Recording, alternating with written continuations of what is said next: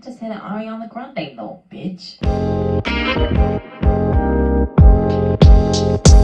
I'm just throwing a disclaimer.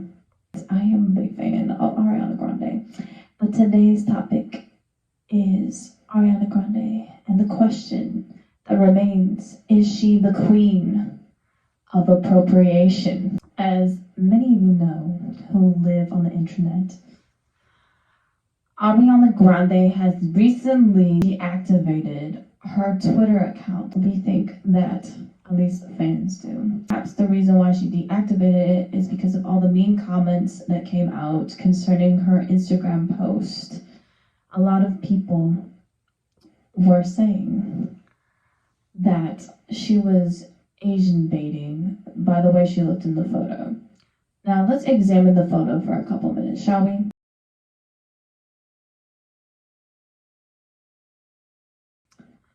In my personal opinion, I don't think she's baiting, but she has done a couple things in the past which could lead people to believe that she is Asian baiting. Let's backtrack a little bit.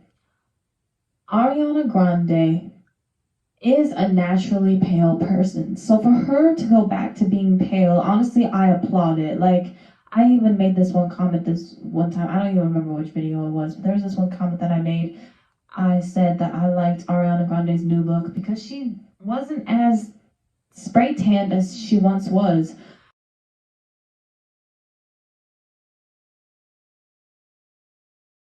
I don't think she did the tanning beds. Hopefully not. Because, girl, if you did the tanning beds, I'm going to set a prayer for you real quick because you might get some skin cancer, girl. You know what I'm saying? The thing, though, that she did, though, in the past that might lead people to believe that she's Asian baiting is the fact that she got the foxy eye surgery. And I'm not going to lie, the foxy eye surgery can sometimes make the individual look a little Asian. So, now, a lot of people also say that she takes a lot from Japanese culture.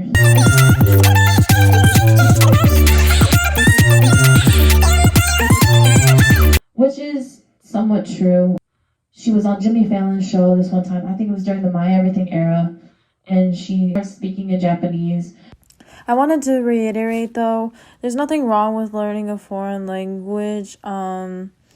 It's just whether or not she's trying to hide her identity in another culture. She's also gotten that Japanese tattoo to her. When it comes to being white, we don't have any culture. So I feel like a lot of white people will go through this like identity crisis, keep saying to themselves and to other people, I hate being white, I hate being white. So they go and adapt things of different cultures and kind of like try to take on different cultures because they don't like the fact that they're white. I mean, look at people who are like Koreaboos and, you know, weeaboos. Like, they've gone to the drastic measure where they are having an identity crisis because they don't like being white. Well, newsflash, we have no control. I'm only making observations. I can't read what's on her mind, obviously, but I do notice certain patterns in people and individuals where if they don't like the fact that they're white, they'll go around and like try to partake into another culture, another race. I think because they're insecure about feeling white, and also just like they might have a reason for hating the white race or the race that they're in. Let's look at the patterns though as to why I make this statement that I think Ariana Grande might have a slight identity crisis. Well, first of all, if you look at the fact that she keeps saying, I'm Italian, I'm Italian. A strong Italian woman. Yes, well, I'm an Italian woman. So, I'm Italian and, I'm from an Italian family.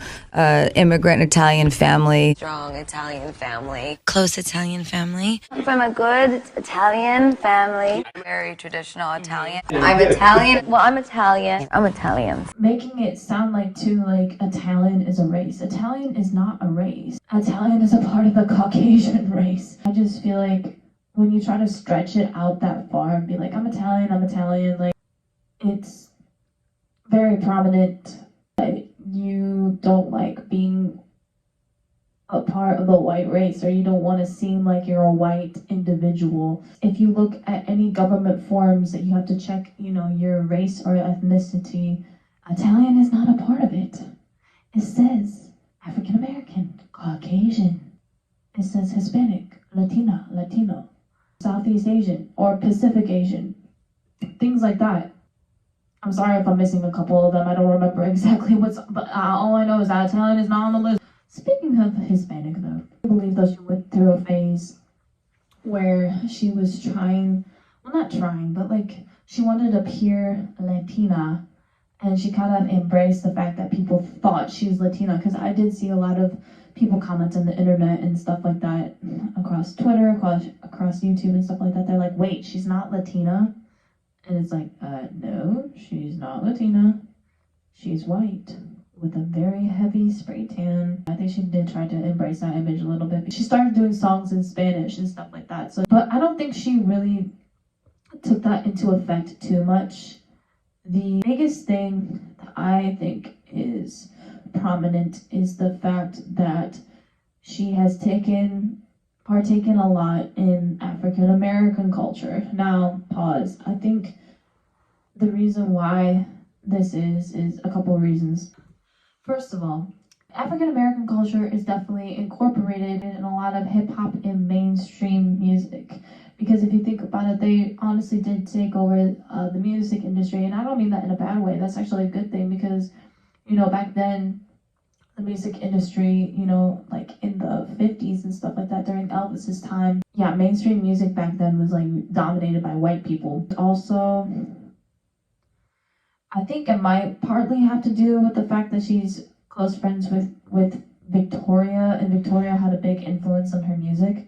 But if you look at like things like Seven Rings, listen, I love the song Seven Rings, but it is true that it's very much like, kind of looks like I'm trying to be a black girl, because Police sirens are going off and I'm just laughing. I was like, girl, you wouldn't get arrested. You have white privilege. Damn, I didn't realize how many Japanese references there are in this video. The sake and the eating the sushi. And if you think about it, like the two buns too is kind of like a Sailor Moon reference. That's a part of Japanese culture as well. Because like she starts rapping and stuff, and the racks are stacked up like my ass. Like, come on, you're a white girl. Not trying to be mean, but us white girls don't really have that ass, let's be honest. Especially if you're a skinny white girl, you don't got no ass. I'm sorry, it's true, myself included. Like, I ain't got no ass compared to Nicki Minaj, that's for sure. But I honestly see how black women are offended by Ariana Grande's endeavors in terms of taking from their culture, and also just looking like a black girl herself with a heavy spray tan, because it honestly was a little ridiculous. Like, she had an okay spray tan during the My Everything era, but when the Dangerous Woman era came around, she looked like she was trying to be either a mixed girl, like mulatto, or she looked straight up black. Speaking of spray tans and looking black, there was this one time when I was working at Dunkin'. There was this one girl that walked into the lobby, and she literally, I kid you not, she was so dark. And she was a white girl. She looked like she walked out of a volcano. I don't know how else to describe it. She looked like, I've never seen anything like this before. She looked like volcanic ash was spread all over her body. Girl, you look black, but you're a white bitch. You need to stop. There needs to be a line drawn somewhere. So if you use the tanning beds, you're more at risk to get skin cancer. Listen, this is coming from someone who used to do the tanning beds.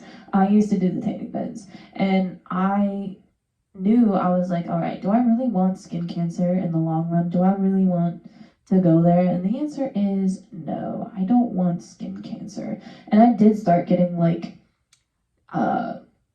skin marks, like red dots that were like starting to form on like my chest area and stuff, and like they got pretty big, and I was like, no, we are not doing skin cancer today. No. Spray tanning is chemicals, and then when you go on the tanning beds, you have to put on the specific lotion that has chemicals in it too. So guess what?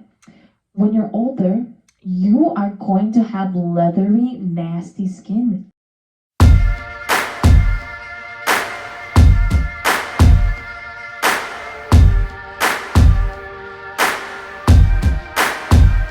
You say, well, I want to die young. I'm like, well, okay, good for you.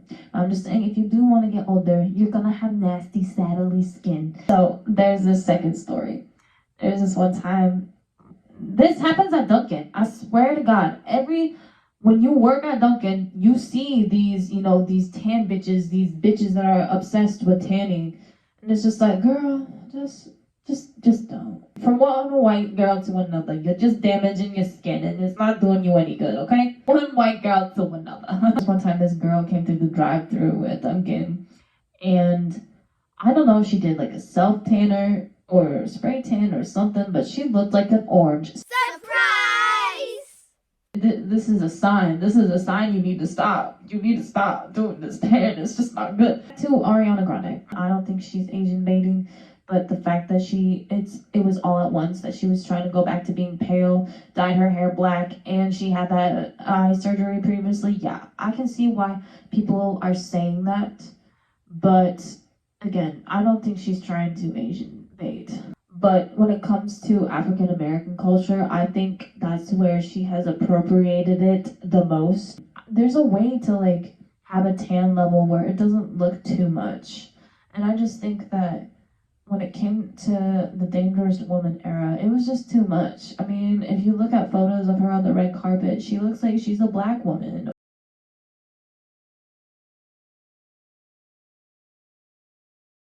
Or she's mixed. So again, I can see why African American women were upset by that. At least she's never done cornrows. You have to hand it to her, okay?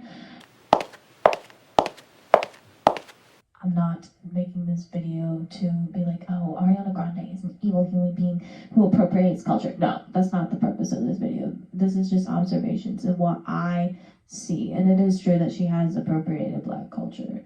Now, again, to an extreme, I don't think so. I can't read her mind, but I just hope that she is like struggling with the voices in her head of like, oh, like, I hate being white and I hate being a white person. It's like, you don't have to say that. There's terrible things when it comes to the white race and, a horrific past, but like, first of all, you married a white dude. Second of all, we can't control what race we're born into. That is not in the circle of our control. I wouldn't necessarily say be like, oh, white people are the best, not to have that attitude, but also just like there's like a middle ground. You don't have to, take on other people's cultures and try to make it your own just because you don't like being white, or make the claim that like, I'm Italian, as if Italian is a race. It's not a race, girl. That'd be like if I was like, I'm German. Oh, hi there, Lynn. I was just wondering, where are you from? Like, what is your cultural background? A mix of 500 different races. I'm German, I'm French, I'm Italian, but most importantly, I am a German bitch. I was raised in a German family that immigrated to Dearborn. Did I mention that I'm fucking German, bitch? Spreche die Deutsch. That it sucks that we don't really have a culture, but like, girl, you don't gotta take on other people's cultures. Like, if you're an international star, it is important to be responsible for your actions because you have a wide variety of fans. So I think, okay, let me put it like this.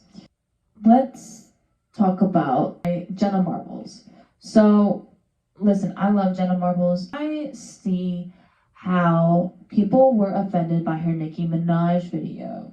It's not in the white person's place and our place as white people to portray Black people. It's really not. And when you try to you're like a white person cosplaying as Nicki Minaj, yeah, people are gonna find that offensive because you're not black, you're white. So I'm just saying it is important to, be careful what you portray yourself as, because people can be like I said, what doesn't seem offensive to you seems offensive to another person. And even I have to keep check of myself. Like, I'm not, pointing the finger at anyone. I've said some things that I regret and stuff like that, and I've said some stupid things like on the internet, back on some of the comments that I've made, and I'm like, what? I'll struggle with this. Sometimes we just aren't careful enough about what we put on the internet or portray to other people or whatever, and we personally don't find it offensive,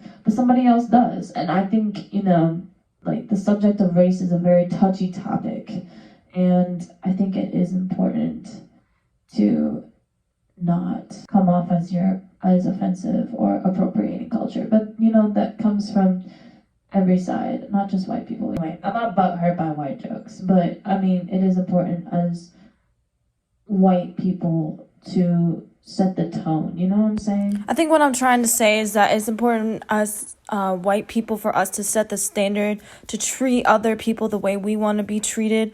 Like, for an example, I have coworkers that will say the N-word, who are white, and that is not okay. And then they'll turn around and get offended when black people and other people of other races make comments against the white race. And it's like, well, karma, bitch. Don't go around saying the N-word. That's not your place to say the N-word. You're white. I'm still an Ariana Grande fan. I've been a fan of her even when she did things that I didn't particularly like dating Pete Davidson. I just didn't think they were a good couple. Sorry, I'm not that's another topic for a different time, and not today. So yeah, I will still support Ariana Grande. I'm still gonna work on my merch collection, and yeah, it's just important to remember too that she's a human. She's gonna make mistakes, and who knows, maybe she really does regret that dark of a spray tan. So